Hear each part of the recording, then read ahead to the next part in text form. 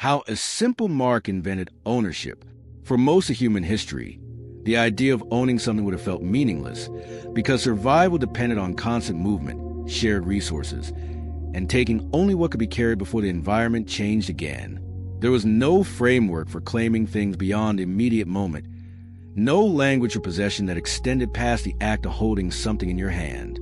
To understand how ownership was invented, we must return to a time when land was temporary, tools were communal, and resources were used until they were gone, not saved, claimed, or defended for a future that felt uncertain and abstract. The concept of keeping something for later had no place in a world where survival demanded flexibility above all else. Early humans followed animals, seasons, and water, rarely staying long enough for possession to matter, because food was eaten or shared immediately. Shelters were occupied and abandoned without regret, and objects moved freely between hands since holding on to things slowed survival. Mobility was the first priority, and anything that interfered with the ability to move quickly was a liability rather than an advantage. Possession existed only in the present moment, never extending into tomorrow, never demanding protection, never creating obligation. There was no need to distinguish between what belonged to one person and what belonged to another, because the idea of belonging itself had not yet taken meaningful shape. But something fundamental shifted when humans began staying longer in one place, when camps stopped being temporary, paths repeated, and certain locations rewarded effort again and again, making time invested in a place started to feel meaningful. The act of returning created a relationship between a person and a location that did not exist when every camp was abandoned after a few days. Repetition built attachment, and attachment planted the earliest seeds of what would eventually become ownership. Someone cleared the same land repeatedly. Someone stored food instead of consuming it immediately. Someone built something meant to last beyond a single season, and suddenly effort carried memory. The labor invested in a place or an object created a sense of connection that went beyond utility. It felt wrong for that effort to be ignored, dismissed, or taken by someone who had not contributed to it. Then came a quiet but powerful idea, expressed through something simple: a line scratched into wood, a symbol carved into stone, a marked place where others could see and understand. It was a declaration made without words, a statement that required no explanation because its meaning was immediately felt. The mark did not physically change the object or the land, but it changed meaning completely, because it carried intention, memory, and expectation, silently declaring that this thing was not only used, but claimed. The physical world remained identical, yet the social world around that object shifted entirely. What had been available to anyone was now associated with someone, and that association demanded recognition. This was not law, and it was not agreement, but it was assertion, and its impact was immediate.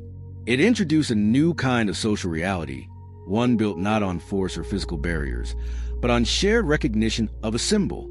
A mark created boundaries without walls, turned open space into territory, and transformed shared resources into defended ones, forcing humans to recognize a difference they had never needed before. The landscape, which had once been continuous and undivided, became segmented by invisible lines anchored to visible symbols.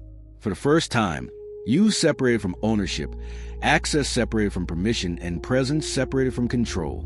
These distinctions, once they appeared, restructured every interaction between people and the world they inhabited.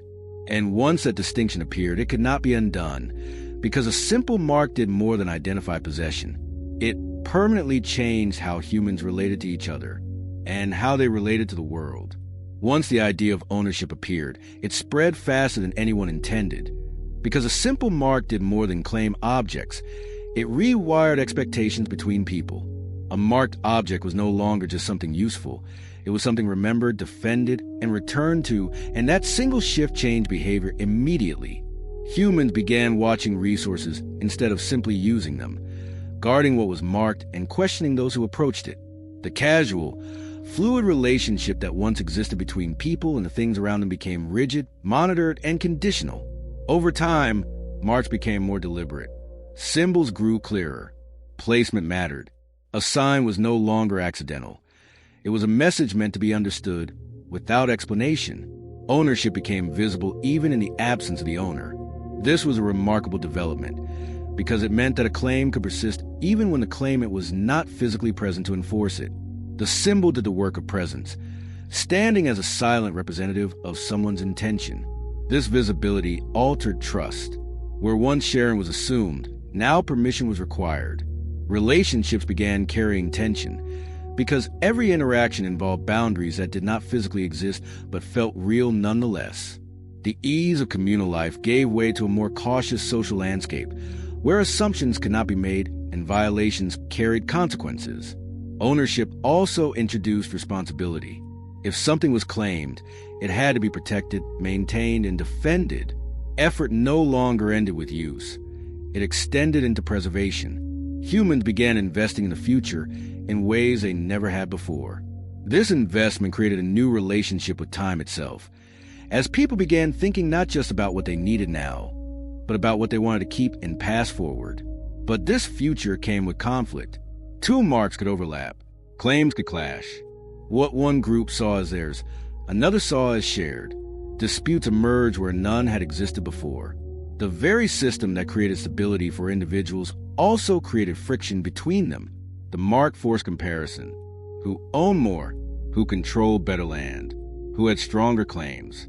Inequality did not begin with wealth, but with recognition. The moment one person's claim was acknowledged as more legitimate than another's, a hierarchy was born. As marks multiplied, systems followed, rules formed, agreements emerged. Ownership moved from assertion to structure. What began as a scratch evolved into expectation, and expectation hardened into custom. Communities developed shared understandings about how claims were made and how disputes were resolved, creating the earliest foundations of governance. Yet, the most important change was internal. Humans began thinking in terms of mine and not mine. The world divided quietly into zones of belonging and exclusion. This mental shift was perhaps more significant than any external system, because it reshaped identity itself. People began defining themselves not just by what they did, but by what they had. A simple mark had turned survival into possession, and possession was already reshaping power. As ownership hardened into structure, it began reshaping society itself. Because once something can be claimed, it can also be defended, inherited, and fought over. Marks turned into borders. Borders demanded protection. Protection required force. What began as a signal of memory slowly evolved into a reason for conflict, as humans learned that losing what was claimed felt worse than never having it at all. This psychological weight drove increasingly aggressive defense of what was owned, even when the cost of that defense exceeded the value of what was protected. Ownership changed relationships within groups as well. Families formed around possessions. Lineage mattered because claims needed continuity.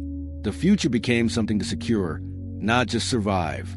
Children inherited not only tools and territory, but also the obligations that came with them, binding generations together through chains of possession. Power followed possession. Those who controlled land, tools, or stored resources gained influence over those who did not. Leadership shifted from ability to protect people toward ability to protect property.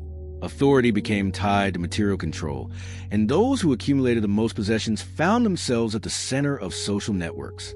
Ownership also reshaped morality. Taking food was no longer always survival. It could be theft.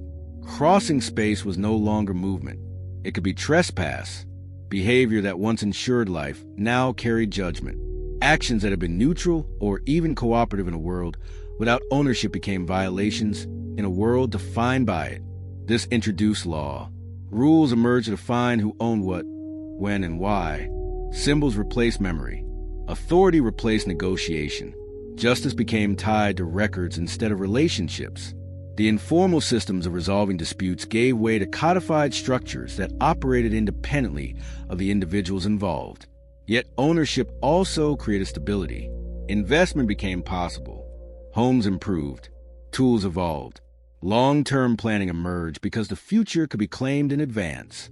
The security of knowing that effort would not be wasted encouraged humans to think bigger and commit more deeply to the places and projects they cared about.